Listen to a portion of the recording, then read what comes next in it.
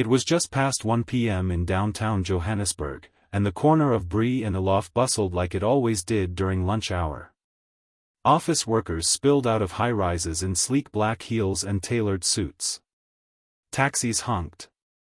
Street vendors shouted over the noise, flipping vetkoeks and selling cheap sunglasses.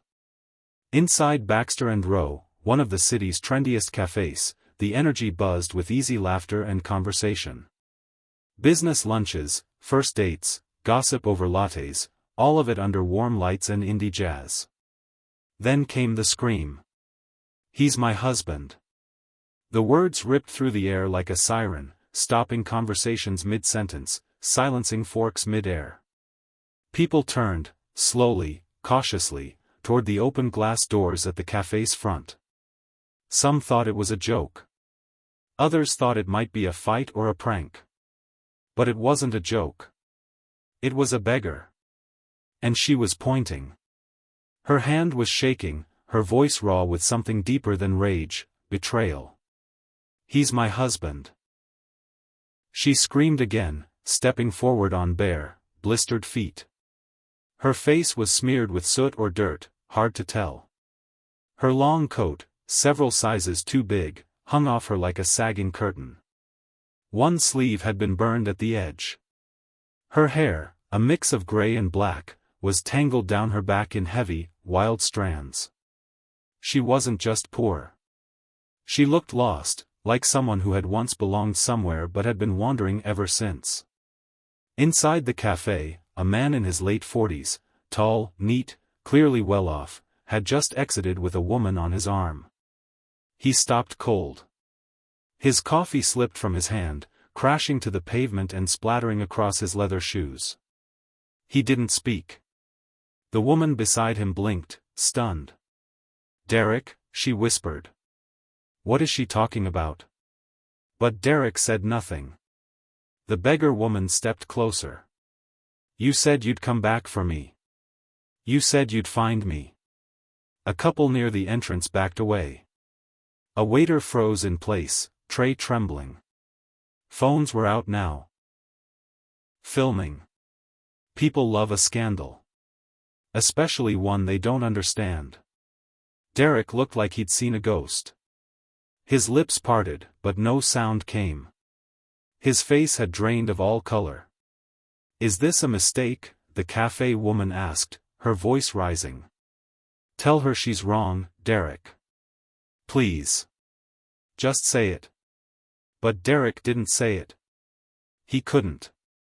The beggar woman, her name was Miriam, though no one knew it yet, pulled something from the inside of her coat. A folded photograph, worn down to tissue at the edges. She clutched it like it was holy.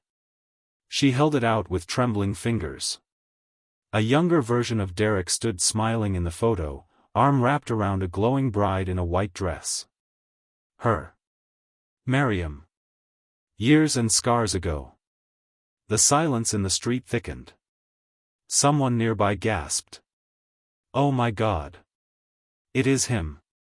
"She's not lying," someone whispered. "No way, this can't be real." Derek took a shaky step backward. "Where were you?" Miriam whispered. "Where were you when the fire happened?" "When I was taken to the shelter? When I wrote you, over and over, and you never answered? You said you'd only be gone a few months for work. You disappeared. You left me to die." The woman on Derek's arm, clearly shaken, looked from the photo to him. "You told me your wife died in a car crash. You said you had no one. You lied to me?" Derek still said nothing. His hands began to tremble. People were watching, filming, judging. Miriam didn't seem to care anymore. "You remarried," she said, her voice cracking. "You moved on, without even checking if I was alive. I spent 2 years in that recovery ward. They couldn't even identify me because the fire destroyed everything. My face, my ID, my life." She was crying now. Quietly. Ugly, unfiltered sobs. I waited for you every single day. I prayed to see your face walk through those hospital doors. Derek turned and took a step toward her. You were dead, he finally said, voice shaking. The fire, they said no one survived. I thought. You thought it was easier not to look. Miriam shouted. The crowd recoiled at the venom in her voice. She wasn't begging anymore. She was roaring from the hollow place in her chest. You didn't even come to the site. You didn't wait for confirmation. You married someone else, got rich, forgot I ever existed. The cafe woman, the new wife, apparently, was crying now too. Tell me she's wrong, she said. Please. Tell me she's insane, or lying, or something. But Derek just shook his head. No, he whispered. She's not lying.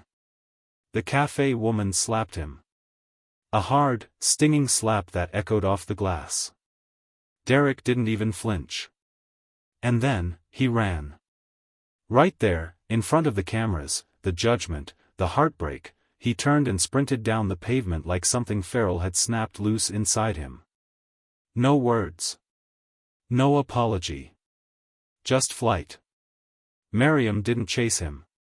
She stood still in the middle of the pavement, clutching that singed wedding photo to her chest. Tears streamed down her face, but her jaw was set like iron. A quiet defiance surrounded her, the kind that came from surviving far too much for far too long. A cafe worker approached her slowly. Ma'am, are you okay? Do you want us to call someone? She didn't answer.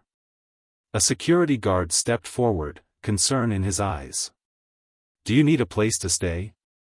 Food? Somewhere warm? She turned to him slowly. No one asked me that for 12 years, she said quietly. But I screamed for help every day. I wrote letters. I asked every shelter, every hospital, every record office. No one listened. Not even him. She looked up at the sky. The clouds were shifting, gray with gold edges. I buried the woman I used to be, she said. But today she came back. The guard didn't know what to say. She turned and walked away, slowly, with a limp barely visible under her coat. But in her wake, the air remained heavy. Something had broken. Something had opened. And no one.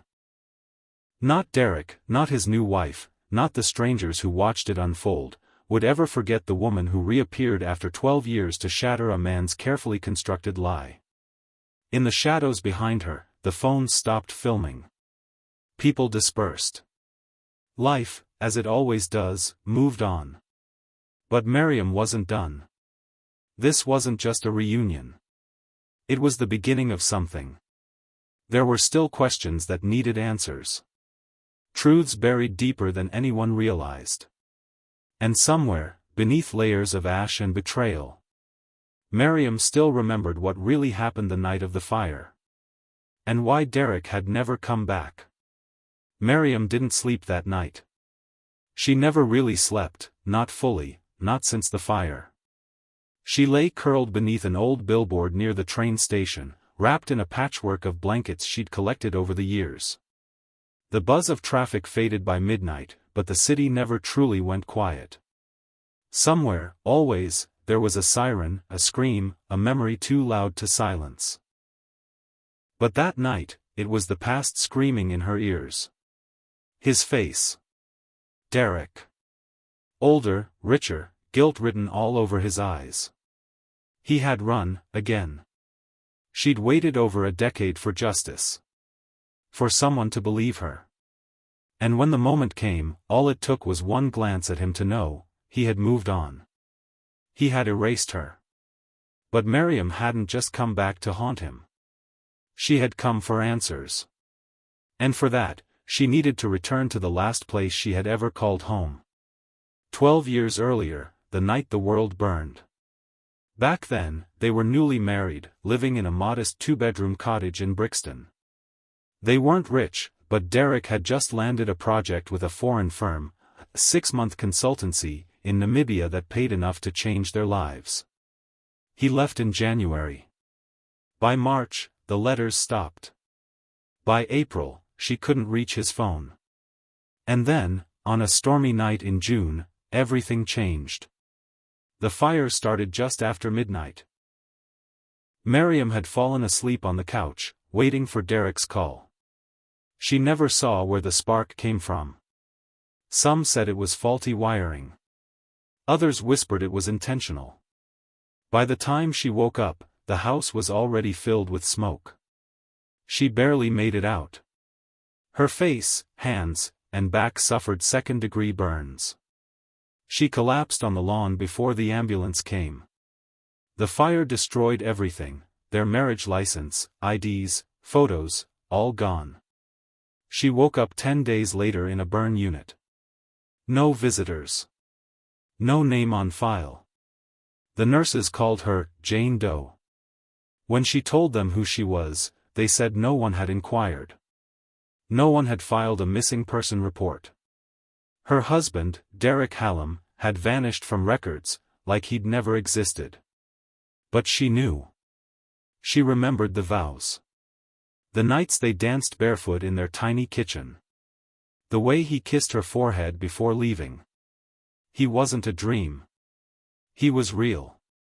So why had he abandoned her? Present day, the shelter visit. By morning, Miriam stood outside Shelter 14, the old tin-roofed haven where she'd recovered after the hospital discharged her. It looked smaller now, weathered. A new woman ran it, Sister Lena, kind-eyed, firm-voiced. "You're back," Sister Lena said, her eyes scanning Miriam's tired face. "I never thought I'd see you again." "I need something," Miriam replied. "From the archive room. You know it's locked without clearance. I left something there. 12 years ago. A letter, and a name." Sister Lena hesitated. "Why now?" Miriam didn't blink. "Because I found him. He's alive. He's living like none of this ever happened." The nun studied her for a long moment, then finally nodded. 5 minutes. Nothing leaves the room. Inside, dust choked the air. Shelves lined the back wall, stuffed with old case files and personal effects. Miriam's fingers trembled as she flipped through the H section. There it was, her old intake folder. Miriam Hallam. Age, 29. Status. Referred post-burn recovery. No next of kin. No mention of Derek. She opened the envelope stapled inside. Inside was the letter she'd written, the one the nurse promised would be sent to her husband. "Derek. If you're reading this, I survived. The fire didn't take me. But I don't know where you are or why you haven't come. Please find me. I still love you. I just want to understand why you left. Forever yours. Miriam." But what caught her breath was the note scrawled in unfamiliar handwriting beneath it. Return to sender, no forwarding address. Husband no longer listed in records under that name. She flipped the page again. And that's when she saw it. A second, shorter letter, one she had never seen before.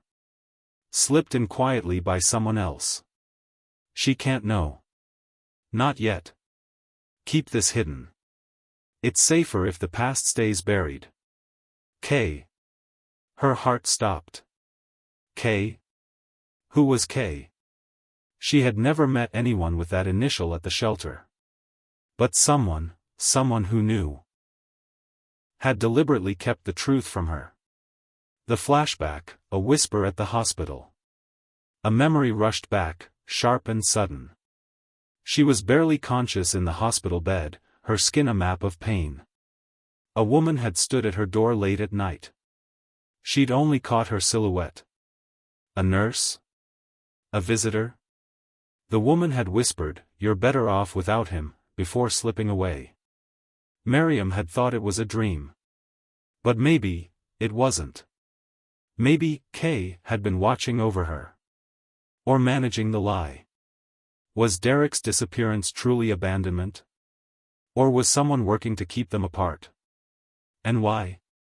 Back on the streets, a face from the past. Later that evening, Miriam sat near the same cafe where everything exploded the day before. Not begging. Just watching. She wanted to see if Derek would come back. Instead, someone else did. A man in a gray suit approached her. Polished. Calm. Eyes too sharp for a casual stroll. "You caused quite the scene yesterday," he said, crouching beside her. "Made quite a few enemies." "Do I know you?" she asked, wary. "No. But I know your husband." Her chest tightened. "I work in information," he said. "And let's just say some people would rather you stop looking." She stood, instantly on alert. "You threatening me?" He held up his hands. "No. Warning you. There's more going on here than you realize. Derek's not innocent, but he's not the only one who lied to you." He slipped a card into her coat pocket and walked away before she could reply. She unfolded the card. No name. Just a number. And a phrase handwritten at the bottom. "Ask him about Port Elizabeth." Her blood ran cold. Port Elizabeth. The place Derek had traveled to for that 6-month job. The same place she had called every hospital and embassy from her hospital bed. Why would someone mention it now? The hidden past, a web of lies. That night, Miriam returned to her spot beneath the billboard, mind racing. Derek had lied about her death. Someone had hidden her letters. Another person had warned her she was better off. And now, strangers were following her, telling her not to dig deeper. What was in Port Elizabeth? What had Derek done there? Why had the government wiped records in his name? She pulled out the wedding photo again, fingers brushing over the scorched edge. "I'll find the truth," she whispered to it.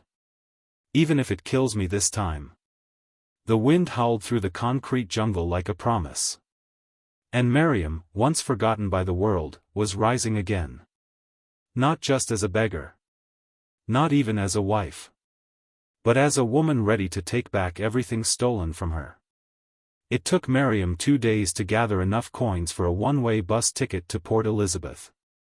The night before she left, she didn't sleep. Not because she was afraid, but because she wasn't.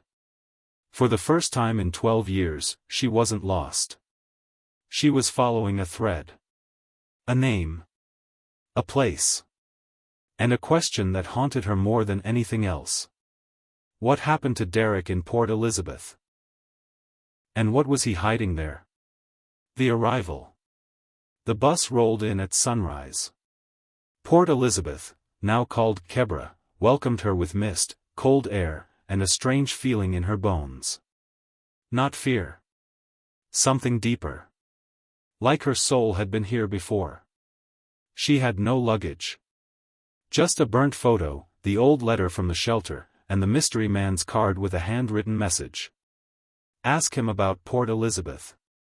She didn't know who the him was anymore. Derek was no longer the man she remembered. Maybe he never had been. The address that didn't exist.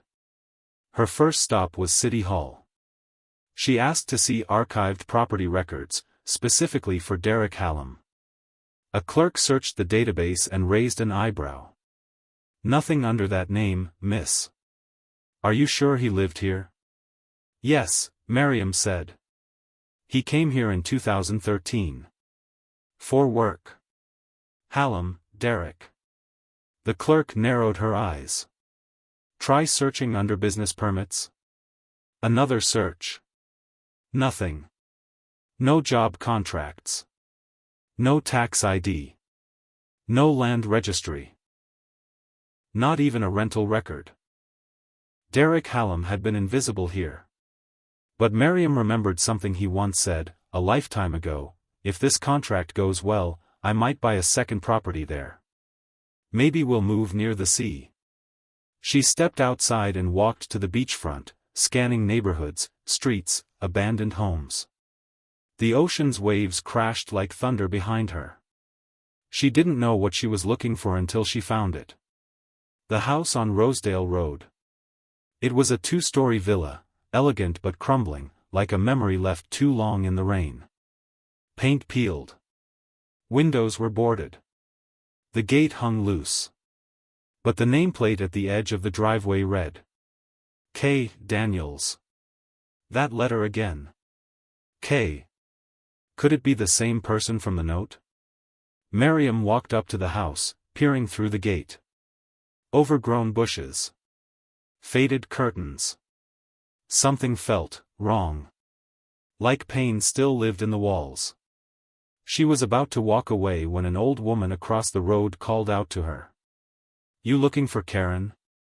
Miriam turned. Karen Daniels? The old woman nodded. She died 2 years ago. Used to run some kind of housing program for young women. Real private. Lot of people came and went. None stayed long. Did a man named Derek ever visit her? The woman's face shifted. Tall? Handsome? City type? Yes. Came often. Drove a white BMW. Always looked nervous. Stayed for hours. We all thought they were having an affair, but then, she got sick. Real sick. Miriam's heart raced. Did you ever hear them talk about a fire? She asked. The woman squinted. No. But there were fights. Late night shouting. One time, she was screaming something about a woman being alive. That's all I remember. Alive. Someone knew she was alive, and didn't tell her. Miriam thanked her and walked away slowly. Her chest felt tight. What was this woman Karen hiding? Why had Derek come here, again and again? And why did the shouting sound like it was about her? The lawyer's visit. That evening, Miriam sat outside the closed house for hours, trying to piece together the truth. Just after sunset, a sleek car pulled up. A man in a black coat stepped out, briefcase in hand. He walked straight toward the gate and unlocked it. Miriam stood up. Excuse me, she called out. The man froze. Are you Karen Daniels' lawyer? She asked. He narrowed his eyes. Who are you? I'm Miriam Hallam. Karen left me a letter. At the shelter. I know she knew Derek. Please. I just want the truth. He stared at her for a long moment, then slowly opened his briefcase. I shouldn't show you this, he said. But Karen asked me to hold on to it in case someone matching your name ever showed up. He handed her a sealed envelope. To Miriam Hallam, in case she ever comes looking. KD. Her hands shook as she opened it. The letter that changed everything. Miriam. If you're reading this, I'm gone. But I couldn't let the truth die with me. Derek loved you once. That part was real. But his fear was stronger than his love. The fire was not an accident. I know because I saw the insurance paperwork before it happened. He was desperate, drowning in debt from gambling. You didn't know. He kept it from you. He took out a massive life insurance policy in your name. A payout that would clear everything. You were never supposed to survive. But you did. When he found out you were alive, he panicked. I was the only one he trusted. I convinced the shelter to hide the letters, erase the records. He said it was to protect you from the truth. But he was really just protecting himself. I watched him remarry. I watched him become someone else. And I carried the weight of his sin every day. I'm sorry. I didn't stop him. I should have. But I was scared too. The truth is, he tried to erase you. And the world let him. But now that you know, do what I couldn't. Burn him down, the way he tried to burn you. Karen Daniels. Miriam couldn't breathe.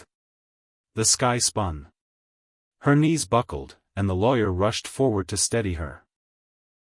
Everything she believed, every ounce of doubt, every painful "what if," collapsed under the weight of proof. Derek hadn't just abandoned her. He had tried to kill her. He had lit the fire, maybe not with his own hands, but with intention. And when she lived, he buried the truth. Married someone new. Reinvented himself. While she begged in the streets for food and answers. Her whole body shook. But inside her heart, something else stirred. Not sorrow. Not pity. Power. The promise. That night, Miriam didn't sleep under a bridge or next to a bonfire. She found a cheap hostel, paid in coins, and sat beneath a flickering lamp rereading Karen's letter over and over. She stared into the cracked mirror, studying the face Derek once tried to erase. She didn't look like she used to. But she was still here. He'd stolen 12 years. But he'd just given her a reason to rise. She whispered to her reflection. You tried to bury me alive, Derek. Now it's your turn to feel the fire. Derek hadn't slept in 2 nights. He kept looking over his shoulder. Jumping at shadows. Ignoring calls. Drinking too much. The video of Miriam's scream outside Baxter and Rowe had gone viral, shared across every local news station, flooding his inbox with chaos. His new wife, Nadine, hadn't spoken to him since the scene. She had locked herself in her mother's guest house and sent one message. I believed everything you told me. I think I'm the fool now. But none of that scared him as much as the possibility that Miriam now knew everything. The fire. The insurance policy. Karen Daniels. And most of all, that he had known she was alive. That secret, the one he had buried with Karen, was no longer safe. He sat in his study, blinds drawn, whiskey half gone, staring at the wedding photo he thought he'd destroyed long ago. Then came the knock at the door. 3 sharp raps. He froze. Not the police. Not reporters. Something deeper in his gut told him who it was. He rose slowly, walked to the door, and opened it. And there she was. Miriam. Not in rags, not begging, not weeping. But standing tall, clean, eyes locked on his with something sharp and unreadable. You going to let me in, she asked calmly, or should I yell again?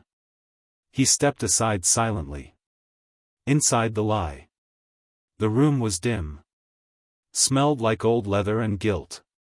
Miriam walked in, slowly, taking it all in, the velvet chairs, the polished wood shelves, the family portraits that didn't include her. A photo of Derek and Nadine sat proudly on the mantel.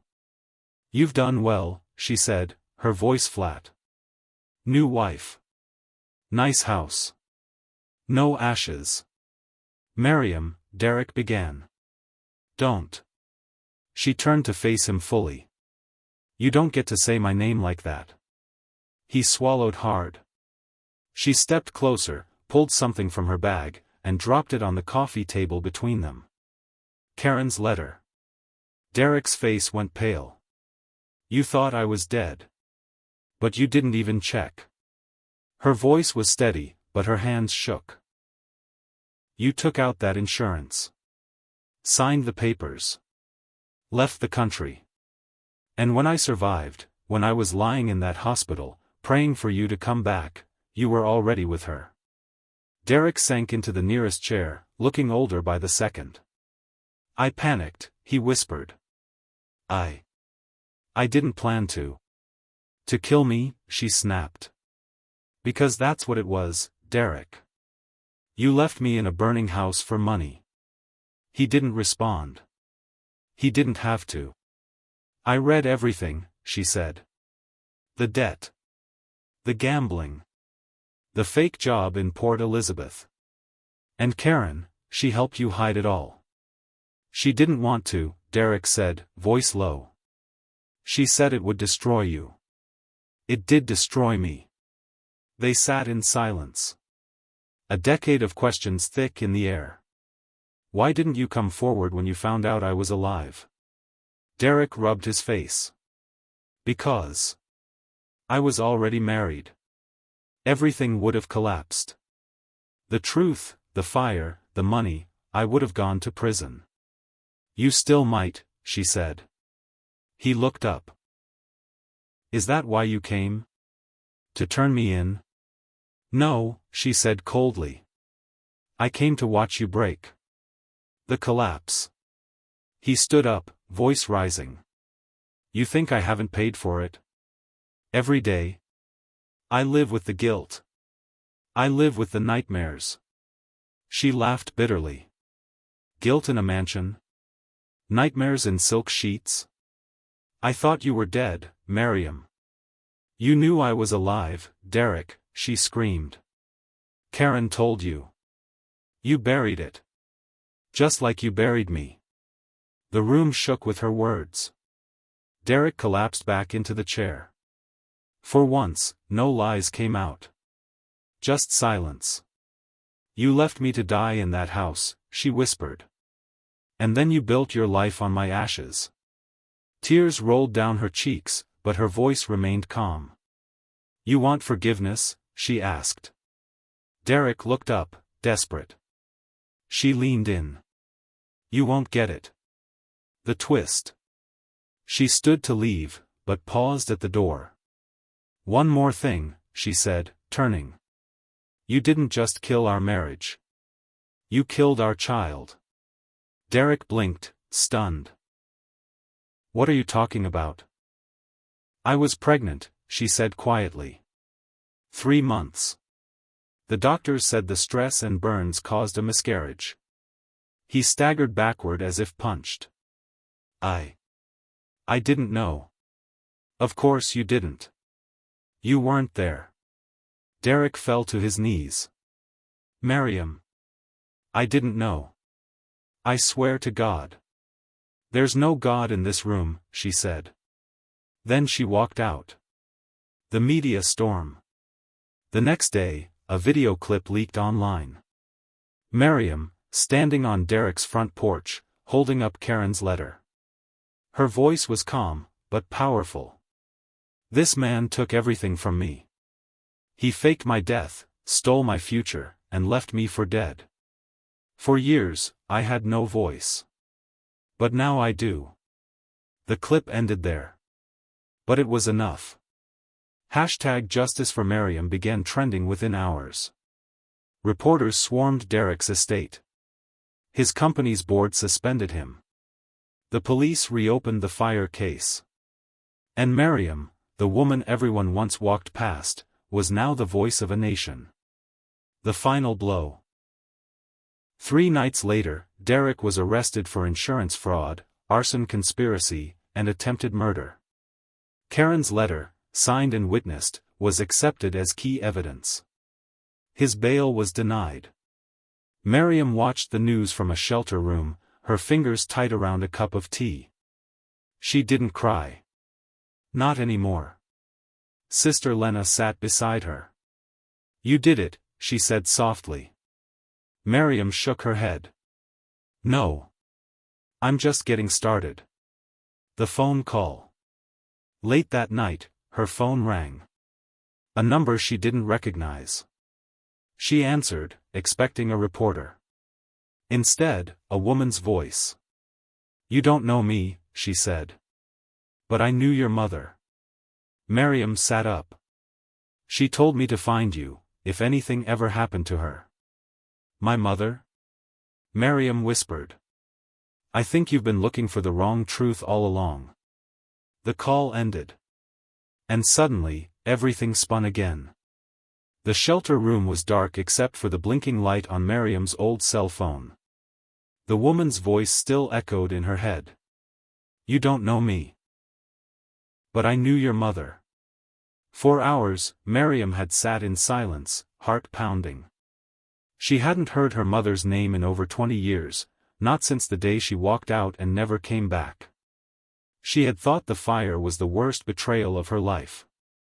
But now, it felt like her entire story had been a lie. Like she had been playing a part in a script someone else wrote. She dialed the number back. It rang once. Twice. Then connected. "Hello?" the voice answered. "This is Miriam," she said. "You called me last night. You said you knew my mother." A pause. "Yes," the woman replied. "And there's something you need to see. Meet me tomorrow. Pier 17. By the old fish market. Come alone." Click. The line went dead. The next morning, Pier 17. The docks smelled like salt, fish, and rust. Fog hugged the water, hiding the boats in ghostly outlines. Miriam stood where the caller had said, dressed simply, with Karen's letter folded in her coat. She waited 20 minutes before a woman emerged from behind an old shack. Late 50s, strong eyes, face worn like Ciroc. "You're Miriam," she said. "You look like her." "Like who?" Miriam asked, though she already knew. "Your mother. Sophia Bashir." Miriam's heart stopped. "That was my mother's real name?" The woman nodded. "You never knew, did you? Your father changed it when she left. Told everyone she died." Miriam staggered. "She's dead?"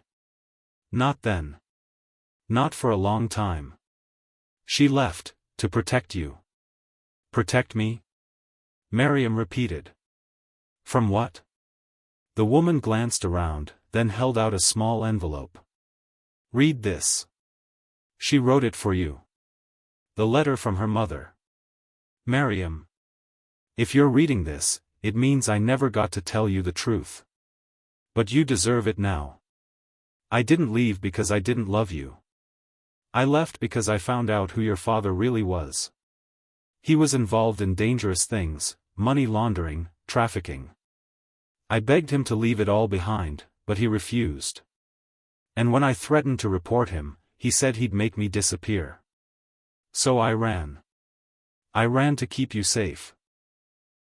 I thought he'd tell you I was dead, and I was right. I tried to find you, but he changed your name, moved you, erased all traces of me. I watched you grow up from far away, at school gates, birthdays I wasn't allowed to attend. I never stopped loving you. I left a file, evidence of what he did. I kept it hidden with someone I trusted. I don't know if it still exists, but if you want to find it, follow the initials, KD. I'm sorry I couldn't be the mother you deserved. But I hope this gives you peace. With all my love. Sophia." Miriam couldn't breathe. Her fingers trembled as she folded the letter. KD, Karen Daniels. The same woman who had helped Derek hide the truth about the fire, had also been entrusted with her mother's evidence. A knot formed in her chest. Could it be that Karen wasn't just a guilty accomplice? Could she have been protecting more than one secret? Back to the crumbling house. Later that day, Miriam returned to the abandoned villa in Port Elizabeth. Karen's house. The same lawyer who'd given her the previous letter agreed to meet her there again. "I need to know," she said. "Did Karen Daniels leave anything else behind, something about my mother?" He frowned, thinking. "She had one locked drawer we never opened. She said it was for another time. I assumed it was personal. We left it alone." Miriam followed him inside. The place felt even colder now. Like the truth itself had soaked into the walls. They found the drawer in Karen's bedroom, rusted but intact. The lawyer jimmied it open with a screwdriver. Inside, a red folder, a USB drive, and a torn photograph. The photo was of two women, smiling, arms around each other. Karen. And Sophia. On the back, written in faded ink. "For her, when she's ready to know everything. The hidden file. Back in the shelter's small computer room, Miriam plugged in the USB drive. It contained a folder titled, Sophia, Final Evidence. Inside were dozens of scanned documents. Offshore account statements, smuggled ledgers, and photos. Of her father in meetings with known criminals, of cash handoffs, of women who looked terrified. It was everything her mother had warned about. And worse. One document made Miriam stop breathing altogether. Payment transfer, from D. Hallam / to A. Bashir. Date, 3 months before fire. Amount, R275,000. Her father's name. And Derek's. A direct payment. She opened the second page. Purpose of payment, property deed purchase / asset removal agreement. Handwritten beneath it, in Karen's writing. They planned it together. The fire. The life insurance. The escape.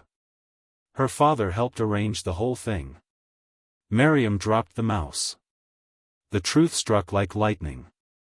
Derek hadn't acted alone. Her own father helped plan the fire. Everything came crashing down. She wasn't just the victim of a husband's betrayal. She was the child of a traitor.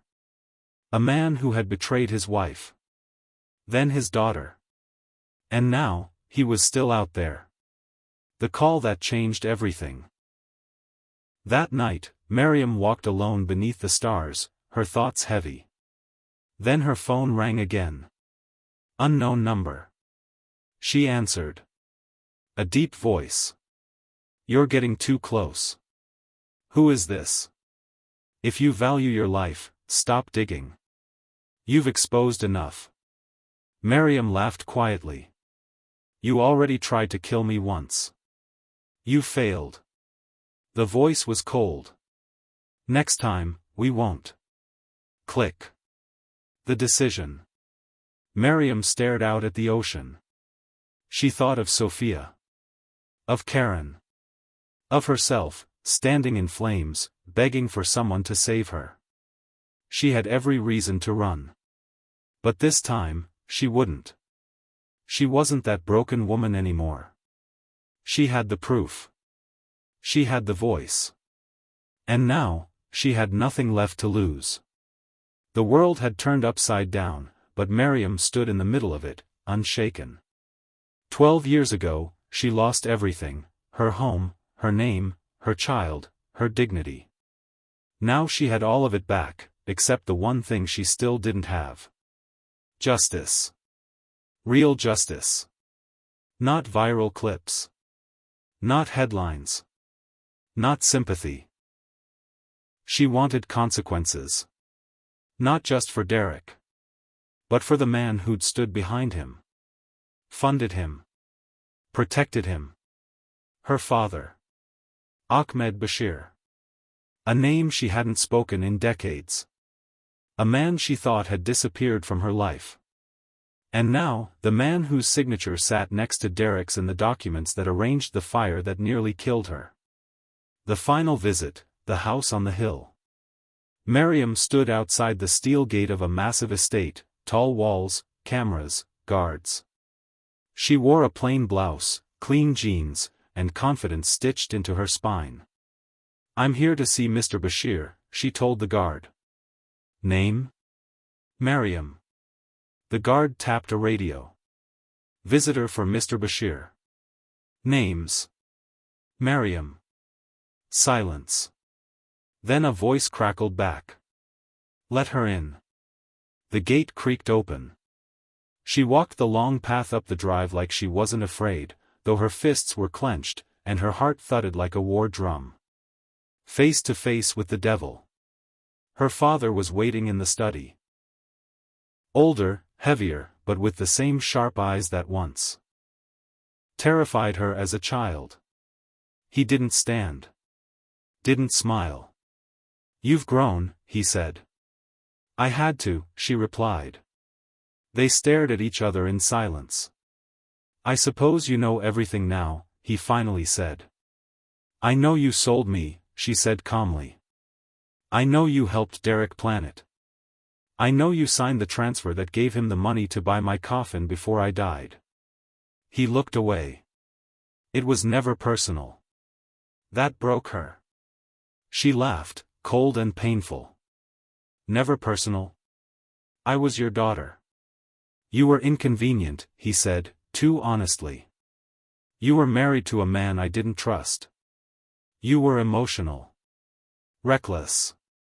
You would have exposed everything. I was pregnant." That made him pause. "What?" "I lost your grandchild in that fire. You didn't just try to kill me. You tried to erase generations." His face didn't move. Not even guilt. That's when she knew, he was already gone. Dead inside long before she ever walked into that room. "You're here for revenge?" he asked. "No," she replied. "I'm here to end it." "The recording." She pulled out her phone. "I've been recording this entire conversation," she said. "You just admitted your role in the fire. In fraud. In bribery." His eyes flared. "You wouldn't dare." "I already have," she said. "Karen's evidence is with the police. The recordings are on a cloud server. And you? You're finished." He stood, furious. "You think this will stop me? I own half the city." "Not anymore," she cut in. "Your accounts are frozen. The news will drop in 1 hour. And the final interview? It's already recorded." His face paled. "You're bluffing." She smiled sadly. "I used to beg in gutters for food. You can't threaten someone who's already died once." She turned to leave. "I never wanted a daughter like you," he spat. She looked back, calm and proud. "And I never wanted a father like you. But I survived you anyway." The world reacts. 1 hour later, the news hit. Miriam Hallam exposes father's role in arson, financial crimes, and cover-up. Clips of her final confrontation played everywhere. Social media erupted again, but this time, not just in sympathy. In rage. In support. In respect. People weren't just calling her a victim anymore. They called her a survivor. A warrior. A truth-teller. Within 24 hours, both Derek and Ahmed Bashir were facing federal charges. Warrants, raids, asset freezes. Decades of secrets crumbled under the weight of Miriam's courage. And she? She finally exhaled. The healing. Weeks later, Miriam stood on a quiet cliffside overlooking the sea. She scattered a small handful of ashes into the wind, not human remains, but the last fragments of her old life, the burnt wedding photo, a copy of the insurance papers, the hospital bracelet from 12 years ago. Letting go. She didn't cry. Not this time. She spoke only 4 words. "That girl is gone." And she meant it. The letter to the nation. A month later, Miriam published an open letter. It was short. It went viral within hours. "To anyone who's been erased, broken, or betrayed, I see you. I was you. I was the woman no one believed, the beggar no one looked at, the voice no one heard. But your truth still matters. Your voice still matters. And no matter who tried to bury you, you are still here. Sometimes, losing everything is how we finally find ourselves." Miriam. 6 months later, a new life. She didn't want money. She didn't want fame. She wanted purpose. Miriam used the donations and speaking fees she received to open a recovery center for women escaping abuse, betrayal, and abandonment. She named it after the one person who tried to protect both her and her mother. The Daniels Foundation. Sister Lena helped her run it. Volunteers from all walks of life came forward to join. And Miriam? She walked every hallway of that center, hand on the shoulders of women who once looked like she did. And told them the same thing over and over. You are not alone. Final scene, a visitor at the door. One rainy afternoon, as Miriam sat in her small office, a young girl knocked on the door. Scared. Dirty. Lost. Miriam opened it gently. Hi, the girl said. They said, you help people who've lost everything. Miriam smiled softly. No, she said. We help people find everything. She opened the door wider. Come in.